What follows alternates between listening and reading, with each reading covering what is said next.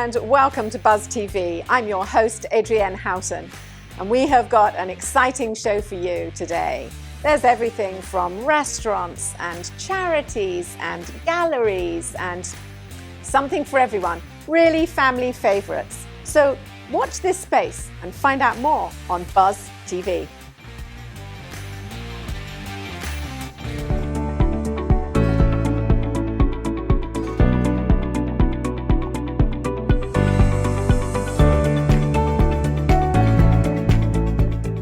Welcome back to another episode of On a Mission. I'm your host, Dr. Wendy Norfleet with Norfleet Integrated Solutions, and it's my pleasure to have with me Jessie Miller with Epic Outreach. Welcome, Jessie. Thank you. Thank you for having me. So, Jessie, tell us a little bit about Epic Outreach. Yeah, so Epic Outreach is a 501c3 nonprofit organization in Jacksonville, and EPIC is actually an acronym. Okay. So it stands for Educating People, Inspiring Compassion. Okay. So we're all about education outreach for kids and adults, and we teach about being kind and compassionate to each other, to the planet, and to animals. Okay. And so that's our main mission. So you just want people to be humane and be kind, right? We do, yeah. It's a passion of mine. I've had that vision for a really long time, and Epic's been around since 2015. And we used to go into schools. We still do, and that was our main focus, was going in and teaching kids. So we teach about education outreach. I write children's books and illustrate them, and we tell the stories about animals planting seeds for kindness. Okay. And in 2019, we started a farm sanctuary. So now we have an education sanctuary where we actually take in animals and then have people come out and connect with them. So we build the human-animal bond. Okay. So now do you have your, I know you said you sometimes still go into the schools, but do you have the schools come out to the farm now? Okay, I was going to say that'd be a lot more fun. Yeah, so we do. We've had a few field trips. We have the Girl Scouts come out all the time and do like little service projects, and then they get to meet the animals. And then we have private moms who teach at home. And then sometimes just groups that want to come out and meet with the animals and learn. And so it's a learning opportunity. So a lot of people never get to experience being close to a horse or a pig. And so they get the opportunity to actually get in the field and actually engage with those animals and learn about them and hear their rescue stories. They're all rescued, all the animals. Oh, that's great. Both my grandparents had farms, so we probably every animal in the South that you can think of, we probably had. But I do know that when we would spend our summers down there, we go back home. I'm from Michigan, and then we would tell stories to our classmates, and they would just look at us like we're crazy because they had never been near any of those type of animals. Yep. Yeah. We have chickens and a bunny too, and so everybody comes out there and they're just amazed by the animals, and they all coexist. So they all live together and interact, and so it's really fun. And people are just the seed gets planted, right? Because they don't normally see that stuff and get to engage, and then when they do, it kind of opens people's minds. Okay. So do you find that they? So how do you think coming out there helps them, I guess, become more compassionate? Well, so because all the animals are rescued, they get to hear the rescued story. So most people relate to dogs and cats. And we all know about dogs and cats need help, and they're in shelters, they need homes. Well, so do horses, and so do pigs, and so do chickens, and so do bunnies. And so we get to share with people that those animals need help too. And they are oftentimes found needing rescue as well as dogs and cats. So it really kind of opens people's minds to, wow, my dog and cat needed a home, but so did this horse and this pig, and here's why. And we get to share about that, and it really kind of invokes conversation, and that's what we're all about. We're all about planting that seed and raising the conscience level of people. Okay. I have a question for you. I lived in Oklahoma for a while, and really upscale condo. I look out my window every day, and my neighbor had a goat and chickens, and I was separating us with a fence line, right? But that's fun, actually. But I have a question. Is a lot of your rescues from maybe people that live in the city who did animals, but didn't realize the upkeep and or they populated and then became overpopulated and you had to rescue them? Absolutely. Okay, so we tend to take a lot of animals from animal control facilities. Often they will get animals like farm animals, and they're not really equipped for that. So sometimes people will get a pig or maybe a goat or a chicken, and they don't realize the care that it needs, and they'll let them go, and so they become a stray animal. So we have a pig, actually one of the books is named after Oliver. Oliver was a stray pig in Jacksonville, running loose. Somebody let him go. Clearly was owned pig. He knows his name. He is very personable, and so he got picked up and rescued, and then he needed a place to go. So he's at the farm, and now he gets to live as a pig and then educate and let people come. He's so personable and friendly. You can just go right up to him and give him a belly rub, and he'll roll over. Just like a dog. Just like a dog. Yeah. So, Jessie, I know you have a big event coming up in October, so tell us a little bit about that. We do. It is our Farm Fun Halloween. We did it last year. It's our second time doing it. It was a big hit, so it's centered around Halloween at the farm, and kids and adults are able to come out, get a tour of the farm, and actually interact and meet the animals, feed them carrots and apples, and we'll have a couple of little games and a sitting area and some treats for the kids. And for anybody that buys a ticket, there's tickets online, so on our website, epicoutreach.org. They'll get some of the children's books as well for coming. Mm-hmm. That is great. Yeah. So this runs from what to what? It is on October 30th. It is from 11 to 1, and it's at the farm. We don't give out the address until you actually buy a ticket, because we do live on site. I live on site at the farm, so we're not open to the general public unless you're coming to an event. So once you buy your ticket, we'll email you all the information on where to go and what to do and how to prepare for it. But it's really just a lot of fun, and people come out, they get to meet the animals, and you can come in costume too. Okay. So, yeah. So October 30th, 11 to 1, right? October 30th, 11 to 1. Okay. Yep. So, Jessie, if someone wants to, get a hold of you, if they want to maybe, do a service project or learn a little bit more, how do they contact you? Yeah, we do all of our visits at the farm. Most people want to come meet the animals, and so we do it RSVP, so you must reach out to us. So you can reach out to us via social media. On Facebook, we're Epic Outreach. You can also visit our website, epicoutreach.org, and all of our information is on there as well, our contact information. You can email us. It's epicanimals2015@gmail.com, and reach out to us, and that's how you set it up. And Jessie, are these books available for sale on the website also? These books are available on the website as well, and they're also on Amazon, amazon.com. Mm-hmm. All right, Jessie, thank you so much for talking with me today. No, thank you. I appreciate it. Thank you for the time. Thank you for joining us for another episode of On a Mission. To learn more about Jessie Miller and Epic Outreach, please go to iwannabuzz.com, and we'll see you next time on Buzz TV.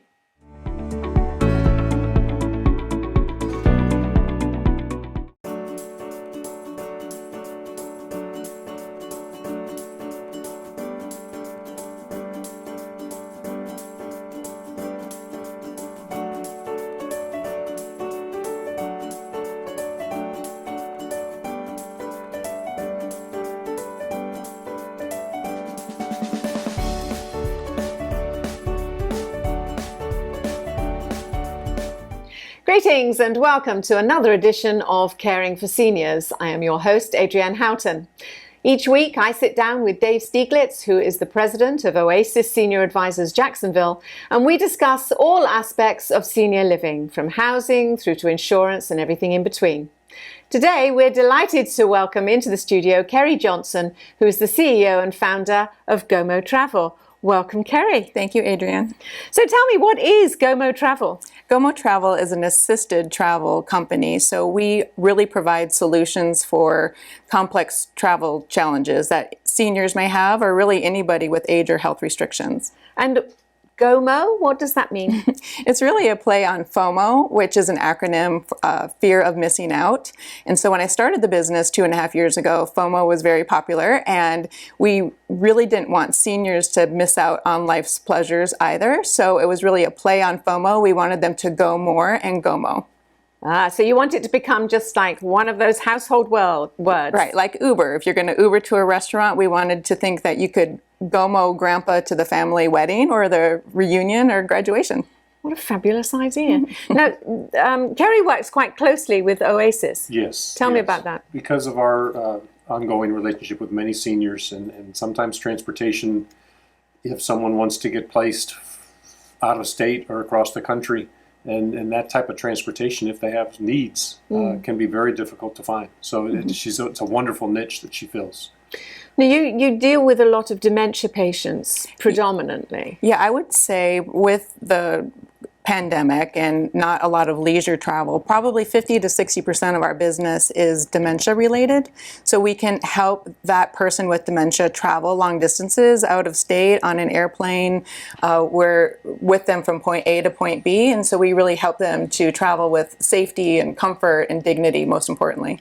So they could be collected from their residence and then taken to their family or just another residence, or it just enables them to get about without the family worrying or whether they're going to get lost in an airport or anything like that. Right. We can do door-to-door service, so we can actually pick them up if they're either at their home or at a assisted living or memory care facility, and then travel with them throughout their journey to wherever they're going, whether it's to another home or to a memory care somewhere out of state or intrastate long distances. We're really designed to do long distance travel, but we're concierge style, so we can do whatever it is that they need. And what is Gomo's mission ultimately? Is really that everybody's free to travel on their own terms and whatever that may look like for them. So every situation's different and every request that we get is completely different. And as you can imagine, working with seniors, it's no two situations are alike.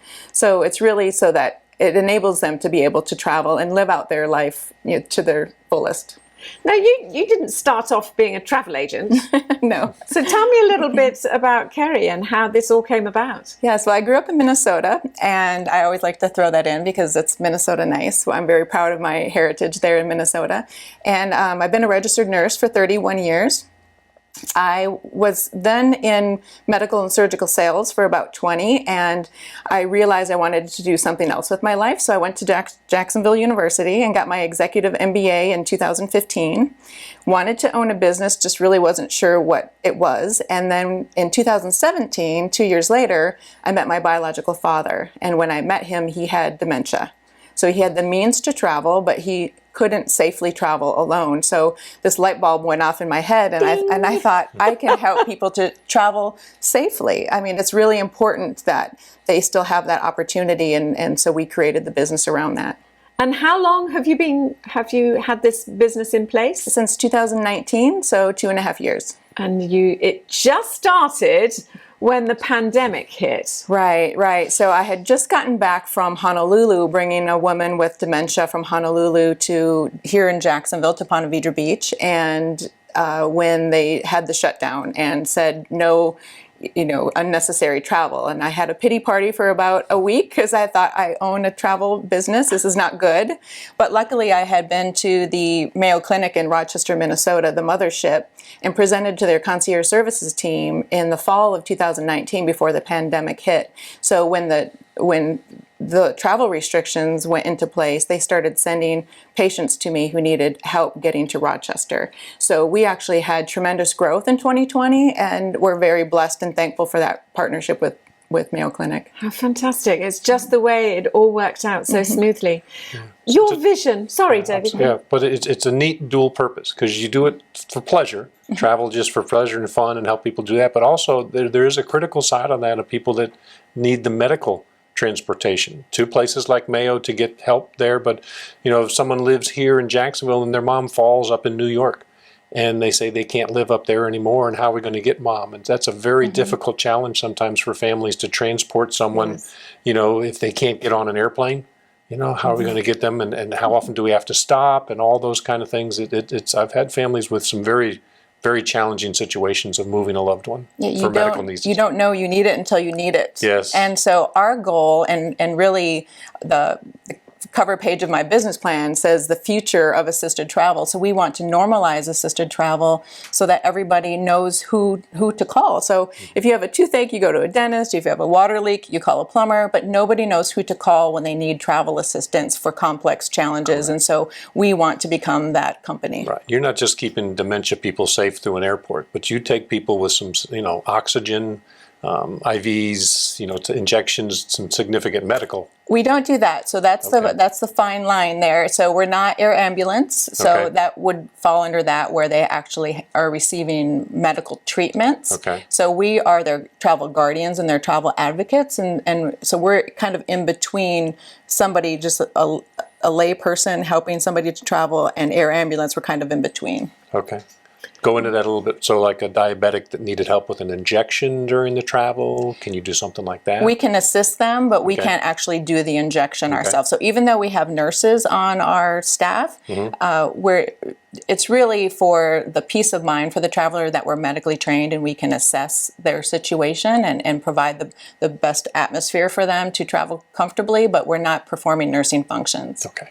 Is it always by plane, or could you be jumping into a van or a car and driving for a couple of days? Well, during the height of the pandemic, with the fear of air travel, we made 13 driving trips to Rochester, Minnesota from Florida in 2020. So was 27 hours typically one way. So we're equipped. We say we upped our ground game, and and we had to pivot really during the pandemic and make sure that we could still help people get to essential medical treatments.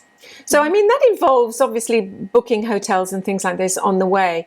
What's the longest trip that you make at any one time? Do you have a set, or we go 4 hours and then we stop, or we do a stop every 2 hours, or we cut off the day after? Do you have a sort of set schedule? From a driving perspective, yes. we're always stopping every 2 hours just for circulation, and that's again where that nursing background comes into play.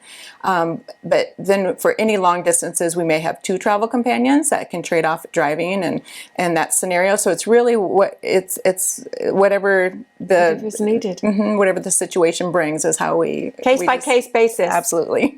So I mean, as you said earlier, no one case is the same. No one job, everything's different. Do you find you have repeat clients? We do, actually. We have one next week that's going back to Mayo Clinic who has vision issues. He's nearly blind, and so we're helping him on his second trip. We helped a gentleman in Orlando, make several double-digit trips up to Rochester, Minnesota, and then every 2 weeks to here in Jacksonville for chemotherapy. We did that for about 8 months. So that was a lot of repetition. Wow. And we've done couples on repeat trips as well that just need some extra assistance. So we have had that happen. So what's the future look like for Gomo Travel? Do you have a plan? It looks bright. So our goal is to have travel companions in all major cities to really make it easier for logistics and to help people to live out their best life and travel when they're ready to and want to. Oh my goodness. Can you give us a few examples of perhaps the biggest challenges that you face? I think it's of the things that we can't control, right? Which is air travel and schedules and traffic and things like that. So logistically, it takes a lot of planning and a lot of preparation for what may occur. So that's probably our biggest challenge. I think our biggest reward is the feedback that we get from the families for the peace of mind that their loved one is traveling safely. And we are in constant communication with them throughout the trip, and they really appreciate that. And, it's really, a lot of folks don't have time to take off of work and things to take care of an elderly or disabled loved one. So we just provide that service, and really it's for those who need it, truly appreciate it. I'm sure they do. What happens when you're at the airport, scenario here, at the airport and the plane's delayed, and you've got a window with your client or your companion? How do you deal with that? How do you get through to them? We're going to be here a little bit longer, or do you change plans, or do you change flights, or what happens? Do you have to think on the spot? Oh, absolutely. And I think that's why, again, this business model using nurses, we're really good at that, really assessing the situation and finding a plan and a treatment and an outcome, and that's desirable for everybody. So we may work with the airlines. Some airports have resting rooms, quiet rooms, and so we can work with them to provide that for our clients if it's necessary. Sometimes it's just pushing them around. We have our own wheelchairs that we travel with, so we're not relying on the airport wheelchair operators, so we can keep moving and entertain them while throughout the delay, and that has happened quite often. Wonderful, wonderful. Just go to the bar. Take them to the Happy bar hour and they'll be somewhere. happy. Always, always. Well, thank For you an ice cream For an ice- or oh. something. Okay. Thank you for coming in and telling us about Gomo Travel. It will become a household name, I'm sure. We believe so. Especially in Florida. I mean, we're such a senior group down here, and it's nice to know that there's something available should we need it. Well, thank you for having us and really to help spread the word and get the word out so that people have solutions. Absolutely. Thanks, Kerry. Thank you. And thank you for joining us for another edition of Caring for Seniors. And don't forget, if you'd like to know any more information, you can always find out on iwannabuzz.com.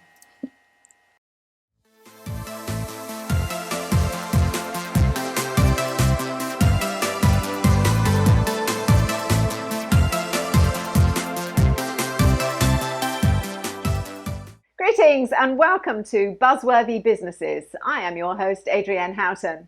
Now, I'm delighted to welcome into the studio one of our big supporters, and that is Dr. Wendy Norfleet from Norfleet Integrated Solutions. Welcome, Wendy. Thank you, Adrienne. It's such a pleasure to see you, and it's such a pleasure to be able to actually discuss things with you, because normally we're on opposite sides of the... I know, we're like back-to-back shows. Absolutely, absolutely. So for viewers that don't know, tell us a little bit about Integrated Solutions. Okay. Nerfly Integrated Solutions, we're a company that we really are there to help others. And so we have 3 verticals. We do executive leadership coaching, we do business consulting and coaching. So we have a lot of, that's the area that's really growing, and we do training and development. And so we have a really good team. We're all credentialed, and we really work with our clients to help them meet their goals. So we don't have like preset packages per se. We tailor everything to our clients. Now, I mean, I'm sure in the current climate, it's been a lot better for you because with Zoom meetings and things like this, have you found that there's been an increase in your coaching over Zoom? There has. It was a big drop at first, like any other company. Everybody had to kind of figure out what they wanted to do. We got our initial biggest thing with training and development, just because a lot of people still had to meet. Like, for example, we did cybersecurity awareness training for a company because they have to do it every year. And so where they were having someone come in and kind of conduct the training, they needed it done online. Right. And so we picked up some of the clients. We picked up a lot of universities and colleges because they had to hurry up and transition to online. And the coaching, some of it was consistent, but a lot of it dropped because a lot of times companies would hire us for coaching to come on, like maybe they were doing a conference or a big company meetup, and they would say, okay, we're going to add you on to that. And so we were doing almost 75% of our of that type of service in person pre-COVID. Do you often see that there are companies that perhaps need coaching and don't realize that they need the coaching? Yes. And what are some of the flags that perhaps people should say, golly, you know what, that's absolutely right. I don't do that, or I don't do that, and perhaps I need help with that. Are there certain flags? There are certain flags, and they come in different places, and it depends on the company structure. Like, for example, one of our clients, they have an HR, so they do entry and exit interviews. And so as an exit interview, they started getting a lot of people saying that there was no development. They're not being developed. Okay, so that's a red flag, especially if they were good workers and they're leaving. So the money is not the problem, it's they don't see any potential growth there. Right. And so there's a lot of companies that work with us and they say, okay, we'll give everybody X amount of money. Can you create some programs that give them some choices where we can use your company to maybe provide that development? And so, and then there's other companies that just because of their nature, they may have to have certain training done every year. A lot of times in development, certain processes change and they want you to keep up with processes. I'm working with a company right now and they just want some internal training just to keep everybody up to date on what's going on in the company. And so it just varies. Now, you've got a book out, I believe. I do. Would you like to tell us about it? I would. It's called Leading Without the Title, a blueprint to growing into leadership. It's the second one should be out in January. And this one is just really for anybody. There's some tips in there that no matter what level of leadership you are, whether you're aspiring or you're already in leadership, there's some great tips. A lot of times leadership starts with valuing yourself and knowing yourself. Communication is, really important. Knowing your return on investment, your personal return on investment, what you're worth. A lot of people devalue themselves. Yeah. And especially women, I think, and I work a lot with women groups, is a lot of times we're not good negotiators. And we, because we have that nurturing aspect, a lot of times we'll do things and we'll just think of it as part of our job. Whereas a man, if you ask them to do something, and I'm not male bashing, but sometimes they, well, that means I should get another $10,000 if I have to do that. So, Yeah, why don't we take that? Right. I mean, Right. So we're taking ends. And so a lot of times I talk to women groups about that. But it's really important that we develop our leadership skills, because we are more, we're more on our own now, even with, everybody's working from home, where you still have a team, but a lot of times you're doing things where you're really leading it. And so you really need to develop those skills. So within the book, you've got chapters on communication, leadership, personal return on investment, so knowing your worth. We have some on building your tribe, and that's really important because most of us can't get anywhere by ourselves. And so a lot of times people say, well, I work from home, I really don't have connections. In this day and age, it's so easy to make connections. I mean, we have LinkedIn, and I know a lot of people say, well, how did you continue doing your development? I just did something recently for SHRM, and I was one of their speakers. And I did it about networking for success. And I told people I was very intentional during COVID. I set up at least 2 coffee LinkedIn meetings via Zoom. Just people I didn't know through LinkedIn. I was connected to them and got to know them. And some of them I've been able to meet in person. Some of them we just keep. Today I met one person. We've been connected for about 7 months. She came to one of my conference talks, and we've been connected ever since. She said, I wanted to come since it was local and to meet you. Fantastic. Yeah. So talking about this book, if somebody is looking out there and they say, I'd like that, how do they get hold of it? It is on Amazon. Okay. You can get it. You can get the ebook. You can get it in paperback. So it's out there. And if you can't find it, just reach out to us. We have a website, NorfleetSolutions.com, or you can go to info@NorfleetSolutions.com, email us, and we'll make sure you get a copy. Wonderful.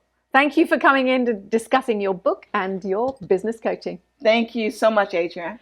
And don't forget, if you'd like any more information, you can always find it on iwannabuzz.com. Wow, that was fantastic. What a great show, and what interesting businesses. Don't forget, if you need any more information, you can go to iwannabuzz.com. Bye for now.